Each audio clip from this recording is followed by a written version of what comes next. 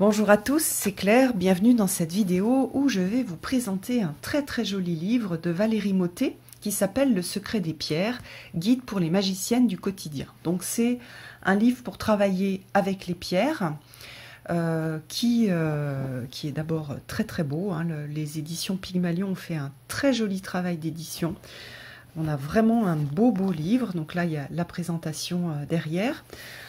Et puis, on va regarder un peu ce qu'elle nous propose. Alors, j'ai la chance d'avoir un livre dédicacé. Ici, on a toutes les créations de Valérie Mottet. Le sommaire. Alors, vous voyez qu'on va avoir dans une première partie les bases avec l'histoire des pierres, l'entretien des pierres, comment est-ce qu'on va les utiliser, des choses liées aux chakras, des choses liées aux couleurs, au signe du zodiaque et aux correspondances. Et ensuite, au lieu d'avoir telle pierre, elle donne telle chose, enfin on l'a quand même ici, enfin dans les correspondances, mais le livre il est surtout axé sur des thèmes. C'est-à-dire qu'on va regarder ici quel thème je veux travailler, par exemple, j'ai envie de travailler le pardon ou l'ancrage, ou j'ai envie d'apporter de la chance dans ma vie. Je vais avoir la proposition de plusieurs pierres et comment les utiliser. Alors, on va regarder ça. Vous voyez, ah oui, je vous ai pas montré la tranche est magnifique, elle est violette. Le livre est vraiment super joli. C'est vraiment, il est bien présenté, il est magnifique. Et c'est un beau, voilà, c'est un bel objet de papeterie aussi. Alors, les bases. Donc, il y a l'histoire des pierres, où est-ce qu'on les trouve, à quoi est-ce qu'elles servent, sous quelle forme on peut les trouver, comment les entretenir, nettoyage, purification, etc. Des questions qu'on peut se poser aussi, est-ce que je peux prêter ou est-ce que je peux donner une pierre, qu'est-ce qui se passe si une pierre se casse ou change de couleur, et puis des propositions d'utilisation. Donc si vous avez déjà l'habitude d'utiliser les pierres, vous pouvez bien sûr continuer à utiliser la façon dont vous avez l'habitude de le faire, mais il y a aussi d'autres propositions que Valérie a faites. Ensuite, donc, elle aborde les chakras. C'est vrai que très souvent, on associe aux chakras des pierres de la couleur du chakra. Donc là, il y a des propositions avec, par exemple ici, le chakra racine, avec différentes pierres, donc grenat, hématite, jaspe, onyx noir, tourmaline noire, etc. Donc, ce sont des pierres assez qu'on trouve assez facilement. Donc, c'est vrai que moi j'ai des livres avec beaucoup plus de pierres, mais il y a pas mal de pierres qui sont plus difficiles à trouver. Là, on a plutôt les pierres qui sont assez faciles d'accès. Donc ça, je trouve assez bien, puisque ça donne une accessibilité au travail avec les pierres. Après, donc, on a le travail avec les couleurs. Vous savez que moi, je travaille pas mal avec les couleurs, j'aime beaucoup. Notamment, vous avez vu le petit oracle des couleurs. Donc là, elle reprend ça. C'est vrai que le travail avec les pierres, très souvent, il est lié à la couleur de la pierre. Hein, donc 80, on va dire, donc, la couleur et l'aspect extérieur de la pierre. Donc dans 15% des cas, on est sur la couleur et l'aspect extérieur. Donc voilà, alors on a le rouge, les pierres associées, donc les pierres rouges, les pierres oranges. Voilà, donc toutes ces propositions qu'elle nous fait. Les correspondances avec les signes du zodiaque, donc ça souvent on le voit. Par exemple, moi je suis Verseau, donc j'ai un lien particulier avec l'améthyste. Mais vous pouvez regarder aussi votre signe, votre ascendant. Donc par exemple, je suis ascendant Poisson, donc c'est l'aigle marine. Je peux regarder la pierre qui est liée à la lune, par exemple, pour moi j'ai une lune en taureau, donc c'est l'émeraude. Donc on peut aussi varier les pierres et voir un petit peu aussi quand on est lié à une pierre particulière, donc par exemple le grenat, il y a quelque chose pour moi qui est important dans le grenat, donc il y a un lien avec le Capricorne. Voilà, on peut aussi le faire dans l'autre sens, c'est-à-dire voir telle pierre, c'est vraiment une pierre que j'aime bien, avec laquelle je me sens bien, j'aime bien porter tel type de pierre, et puis regarder avec quel signe, à quel signe ça correspond, puis regarder un peu aussi le profil du signe, puisqu'on contient un peu tous une partie enfin, on a tout le zodiaque en nous, ce sont des profils, mais avec des façons de les exprimer différentes. Donc ça peut aussi donner des informations quand on est proche d'une pierre. Allez voir à ma naissance, qu'est-ce qui se passait, par exemple, au niveau du Capricorne, est-ce que j'ai des planètes dans le Capricorne, et le Capricorne était dans quelle maison, etc. Voilà. Alors, des correspondances. Donc ça, c'est ce qu'on retrouve généralement. Moi, dans les bouquins que j'ai voilà, enfin, plusieurs pages par pierre. Et puis, donc j'ai tout ça qui est détaillé. Mais là, elle donne plutôt un pense-bête avec des mots-clés qui sont liés aux pierres, donc c'est bien aussi. Je trouve le livre est vraiment bien pour faire une synthèse, pour avoir une sorte de synthèse, puis c'est vraiment un livre pratique, comme on va le voir dans la seconde partie. Donc ici, on a les types d'intention. Donc voilà, elle a regroupé les pierres par thématique pour avoir une plus grande lisibilité. C'est-à-dire, je ne vais pas me dire, tiens, je veux travailler sur telle pierre, mais plutôt,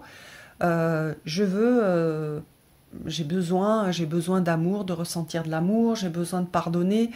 Donc c'est à partir de ces thèmes-là que je vais aller chercher les pierres. Donc on va prendre un exemple. Donc là c'est purification, protection et purification.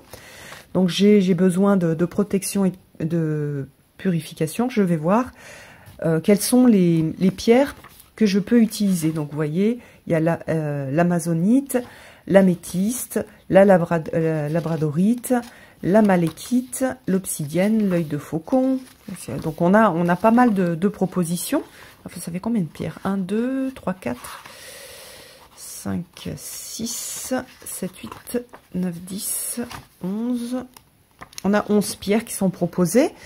Vous allez voir donc des mots-clés, la couleur, l'aspect, la purification, comment est-ce qu'on peut la purifier, comment on la recharge, les origines, d'où vient la pierre. Je trouve que ça, c'est important aussi, d'avoir cette connexion avec la nature et d'où elle vient. Elle a voyagé, elle est née quelque part. Donc c'est intéressant d'avoir cette idée de où est-ce qu'elle a pu naître, cette pierre. Ça lui donne une sorte de personnalité. Guidance et énergie. Donc par exemple, on va plutôt la choisir si on doit parler en public, si on a besoin de sérénité, de tendresse. Un petit conseil, donc par exemple à porter dans votre poche lors d'un rendez-vous où vous devez vous exprimer clairement, insuffle une clarté dans l'expression. Et puis on a un mantra. Voilà, donc vous voyez que c'est très clair, bon, c'est très joliment présenté, c'est clair, c'est précis, c'est synthétique. Et j'aime beaucoup comment est-ce que ça a été présenté, parce que ça fait ça permet un accès au travail avec les pierres qui est un petit peu différent, surtout quand on n'a pas trop l'habitude. Moi j'avais commencé à travailler avec les pierres au niveau de la minéralogie, puisque j'ai une formation de chimiste, et après je suis allée voir donc je suis aussi sensible à la structure des pierres, voilà. Mais après, j'ai fait des recherches plus sur la structure, la chimie, la minéralogie. Donc j'ai commencé avec des bouquins qui décrivent les pierres au niveau de la minéralogie pour aller les chercher, savoir où elles sont, quelle est leur structure, dans quoi est-ce qu'on les retrouve, sous quelle forme dans la nature. Et puis après, je suis allée petit à petit vers des bouquins avec des descriptions de pierres, plus pour des utilisations magiques. Et c'est vrai qu'au départ, l'homme a utilisé les pierres pour ses utilisations magiques. D'ailleurs, on retrouve en Haute-Loire, j'ai retrouvé des pierres de protection qui sont des pierres toutes simples. Souvent, c'est vrai que d'ailleurs, on travaille avec des pierres qui sont précieuses ou semi-précieuses, mais il y a aussi des pierres toutes simples qui ont une certaine énergie qui est différente des pierres précieuses ou semi-précieuses. Donc toutes les pierres, en fait, tout le monde minéral apporte quelque chose qui est super intéressant au niveau de la vibration, qui est très différent du monde végétal, par exemple. Donc c'est intéressant quand on fait de la magie ou quand on fait du travail personnel, d'allier aussi un un travail avec, avec le monde minéral. Parfois, ça peut être une pierre que vous avez trouvée sur un chemin qui a la forme d'un cœur. La forme aussi compte. Vous voyez que l'aspect visuel dans le minéral est important. Vous pouvez même faire des méditations. Vous prenez une pierre qui vous plaît, qui vous parle, et puis vous fermez les yeux. Enfin, vous ressentez son énergie. Vous pouvez fermer les yeux ou non, d'ailleurs. Et essayez de vous transposer dans la pierre. Essayez de ressentir la structure de la pierre, de ressentir son énergie. Qu'est-ce qu'elle raconte, en fait? Quelle est son histoire? Et il y a des pierres qui sont très anciennes. D'ailleurs, le monde minéral est assez ancien.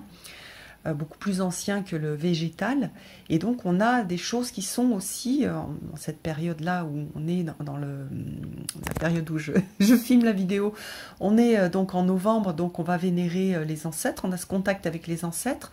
Ben, par exemple, le lien avec les ancêtres est favorisé par les pierres, parce que les pierres ont vu et ont vécu, elles vivent depuis très longtemps, et donc elles ont cette idée de... Elles contiennent en elles la mémoire du monde aussi. Donc c'est vraiment intéressant de travailler avec les pierres. Alors, donc voilà, donc je finis de vous montrer toutes les informations qu'on a sur le livre, hein. Donc là c'est terminé, c'est plus des index, des remerciements. Donc tout ça pour dire que je trouve que travailler avec les pierres, c'est super intéressant. Après, il y a des pierres avec lesquelles vous allez plus travailler. Moi, je travaille beaucoup avec le quartz rose, la labradorite, le grenat. Sont plus des... Voilà, j'avais travaillé un petit peu aussi avec l'œil de tigre à un moment. Je travaille beaucoup en fait avec des pierres de protection ou des pierres d'ancrage. Hein. Sur mon bureau, j'ai une tourmaline. Voilà. Donc, avec la malachite aussi, j'aime beaucoup travailler avec la malachite, qui est une pierre de guérison. Voilà, je trouve que c'est vraiment chouette. C'est un beau livre. C'est vraiment un livre très très joli. Hein, quand je le redis, hein, le travail de l'éditeur est vraiment chouette. Ah oui, j'ai oublié de vous montrer qu'il y a un petit ruban aussi pour noter les pages. Donc c'est un beau livre qui peut aussi faire un joli cadeau pour quelqu'un qui aime les pierres ou qui a envie de se lancer dans les pierres. Il est très accessible pour les débutants, plus accessible que certains autres livres que moi je peux avoir où il y a beaucoup d'informations, mais du coup on est un peu noyé dans l'info. Ici on a quelque chose d'assez direct et d'assez... accessible pour les débutants, tout en restant très agréable à travailler pour des gens qui ont l'habitude déjà de bosser avec les pierres. Voilà, donc une jolie création de Valérie Mottet, pardon. J'espère que ça vous a plu, je vous embrasse tous et je vous donne rendez-vous pour une prochaine vidéo. À bientôt!